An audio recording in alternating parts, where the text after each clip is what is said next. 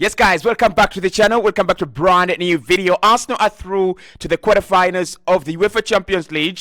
It is something that Arsenal failed to do on 7 attempts, and it was getting a little bit frustrating, but it was also becoming kind of a learned behavior that Arsenal really don't go through past the round of 16. And if you want to be a big side, and if you want to be an intimidating side, I think that's some of the things that you've got to do.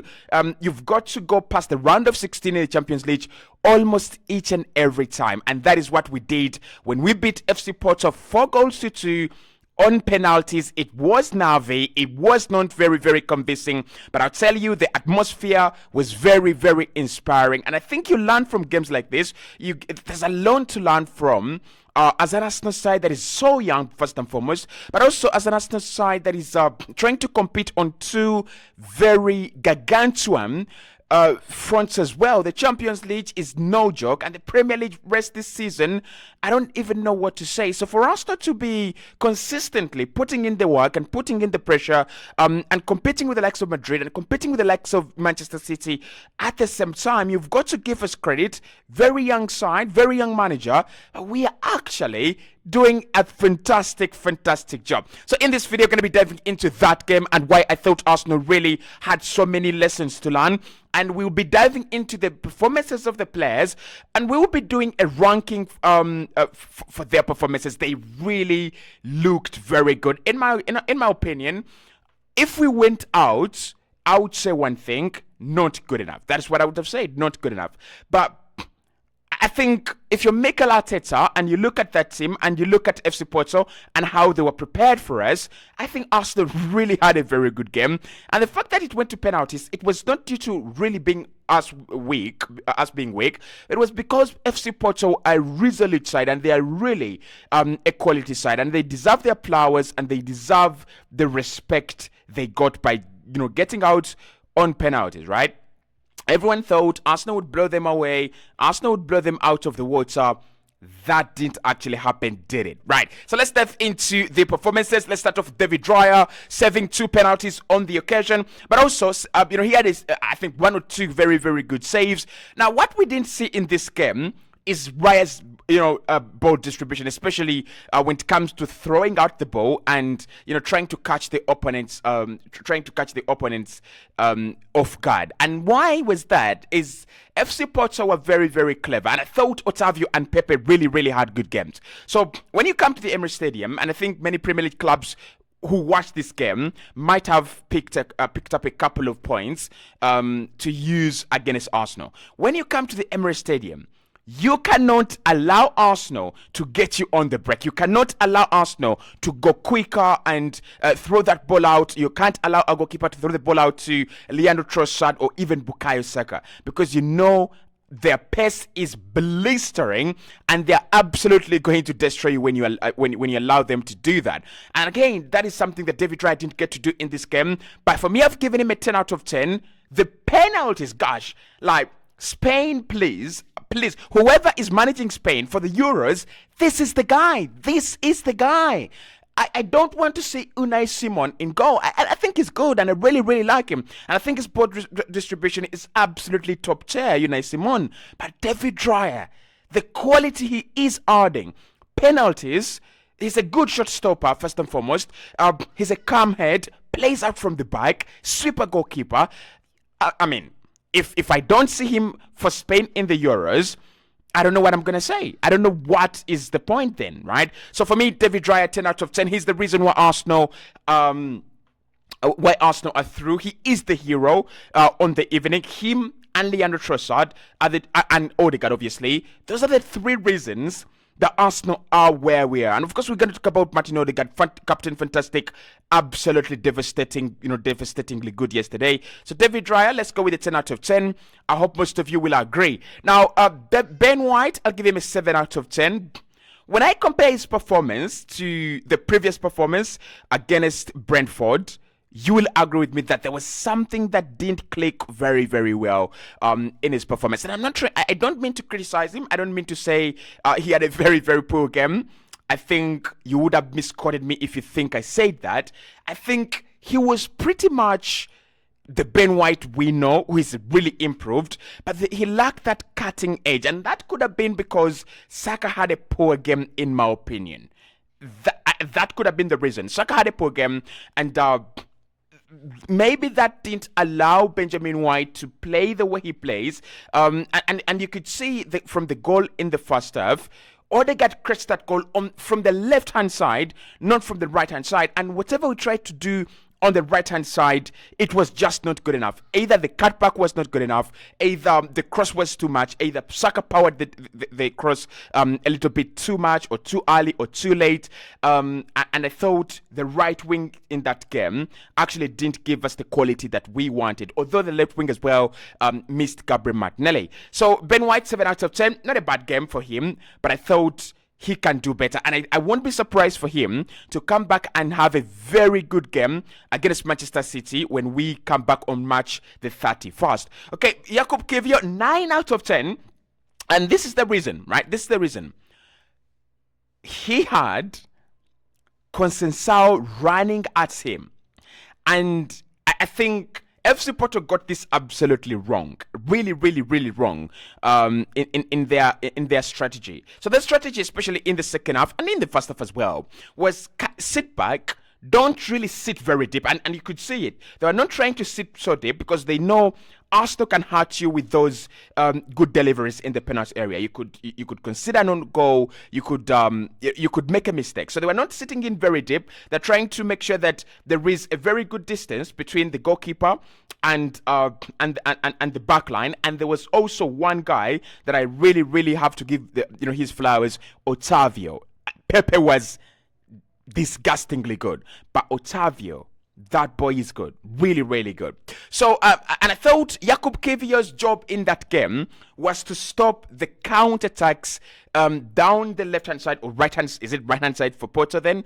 From Conceição. And I thought Pepe as well. There are times where they combined him, there are times where it looked like they had beaten him, but his pace, he was good on the evening. Right? When he was not in position, he used his pace. And when he was in position, he used his energy, he used his power. And I can't wait for Timber to come back in this team. I want to see how it feels like to have Timber and then Ben White playing, either side of each other. I think we will have a very, very good pairing. But Kiwior, strength-wise, and keeping out Conceição for me, who is a very, very big danger man for them, 9 out of 10. Gabriel and Saliba, I'll give them 8 out of 10 each. I don't think they had a lot to do. But when you remember my preview that I did, I said the jobs for these two is going to be trying to make sure that the pitch is as narrow as possible for FC Porto. And they did that very well. And I thought Arsenal really closed FC Porto in a cage. But then the other job, of course, when you do that, is it means that you're playing a high line, and therefore you've got to recover quicker, and you've got to recover well. And I think that is something that Arsenal really, really did very well, especially with Gabriel and Saliba. Whenever we were caught, whenever our attacks were cutting off, they were really up to it. I don't remember a time, especially in the second half, where I was like, oh, Arsenal could consider, oh my God. Not really, right? Apart from the few offside, occasions that FC Porto, were caught guilty of, I really think Arsenal had a very good game, and I really think Arsenal need to play like this a little bit more, especially in the Champions League. Braver, but also very, very, very, very, what's the word? I think we were very, precisely active, right? And very attentive. So, in midfield, Jorginho, I'll give him a 7 out of 10. Jorginho had a very good game, by the way, but he felt a little bit tired and he had to be taken off. Now, why I think Jorginho had a good game and why I was happy that he was taken off is you look at the midfield battle, right? The battles in that midfield. Declan Rice kind of stayed out of it a little bit, especially when Jorginho was there. And you could see Kai dropping back and trying to get himself into those midfield dirty work, something we know that he does very well. But with Jorginho, yesterday his role was a little bit different, kindly different from what we are used to know, right? Because what he literally does is he picks up the ball, he controls the tempo of the game. He makes sure that he takes good care of the ball, especially when we are in position. And then he's occasionally going to pick out that 1-2 good passes to a Kai Havertz, to a Bukayo Saka, and to Leandro Trossard as well. But his job yesterday involved getting his hands dirty. It involved making sure that he could compete with the young boys in the Porto midfield, the likes of Pepe, who I thought Pepe really had a very, very good game. Pepe the shot 11, not Pepe the 41-year-old, the defender, but Pepe the shot 11 in midfield. I thought he really had a good game. And Jorginho, we saw him in this game fighting. We saw him in this game picking up fouls, and then fouling himself as well, making it rough, making it dirty, and making it difficult. So at some point in time, I thought he would bring on Thomas Partey, but he decided against that. He decided to be braver. He took off Jorginho, brought in Gabriel Jesus, and then Declan Rice took over the midfield, which I thought actually worked for us very, very well. Odegaard in this game is a 10 out of 10. The penalty, when you take the first penalty, it's nervy, right? It's a lot difficult as compared to the third or fourth penalties. And I thought it was very good to give Saka the fourth penalty, because I don't think really Saka had a good game. The third penalty, actually. I don't think he had a very, very good game. I don't think his confidence levels were high. But he takes a lot of penalties for Arsenal, and that could have been a reason for us to go through. And he definitely made us go through. But the point with Odegaard, he was consistent all game, and he was good throughout the game. The assist for Trossard is unbelievable. He scores in the second half, and I mean, we need to talk about that. Yes, there is a pull from Kai Havertz, right? There's a pull from Kai Havertz on Pepe, but I don't view that as. I really don't view that as clear and obvious. I really don't think that that goal should be ruled out. Maybe because I'm an Arsenal fan, probably, and maybe because we were under a lot of pressure, right? Look, I don't have a problem with the referee cancelling the goal. I mean, there was a foul, but if it was given, then I wouldn't really be offended that much. Okay. 10 out of 10 for Martin Odegaard. The penalty, the goal, and the assist as well. He was all over FC Porto, and he was the lively link between Ben White, who was, in my opinion, a little bit moderate, and Saka, who was poor on the evening, especially on the right-hand side. Declan Rice, 8 out of 10. The penalty was good. Kept himself a little bit quiet in that game, but of course very, very relevant. Won the ball back when he needed to very well. He didn't affect the final third like he usually does, and that could have been on the instructions of the manager. Go there and make sure that we are stable. Go there and make sure that they don't have it easy, especially in midfield. Kai Havertz, 7 out of 10. Didn't really do that much, but the second penalty, it was good, right? You've got to trust Germans to score a penalty, and you've got to trust Spaniards to miss a penalty, right? So the moment I saw him step up, he was in very good scoring form. He's got those good long legs, and he's a confident player. He's a player with a lot of confidence. Right now, I knew he was going to bury it, and he absolutely buried it. So Kai Havertz 7 out of 10, Saka 7 out of 10 as well. Like I said, the penalty, gosh, ruthless. Diego Costa doesn't even have a chance to move. He doesn't need to move. It's a really, really powered penalty from Saka. But throughout the game, and this is something that Arsenal have to work on in the summer. Throughout the game, Saka was kind of overwhelmed. And maybe there are games where you've got to take him off a little bit earlier. I loved Pep Guardiola. He takes off Kevin De Bruyne against Liverpool. Like, that is something that you don't do. But he takes off Kevin De Bruyne against Liverpool because Liverpool's structure and the way they were pressing made sure that Kevin De Bruyne was going to be free all the time, but he was never going to receive the service, and the ball was never going to get to him. And I thought that is what Mikel Arteta should have done. When you look at Saka and he's struggling a little bit, and you have a player like Gabriel Jesus on the bench, you could bring on Gabriel Jesus. He could be a difference maker. But again, you needed Saka for penalties, and I personally wouldn't have taken him off, because if it gets to penalties, one of the few penalty takers you can trust in this Arsenal team. Leandro Trossard, 8 out of 10, 9 out of 10 actually. The goal, brilliant, absolutely brilliant.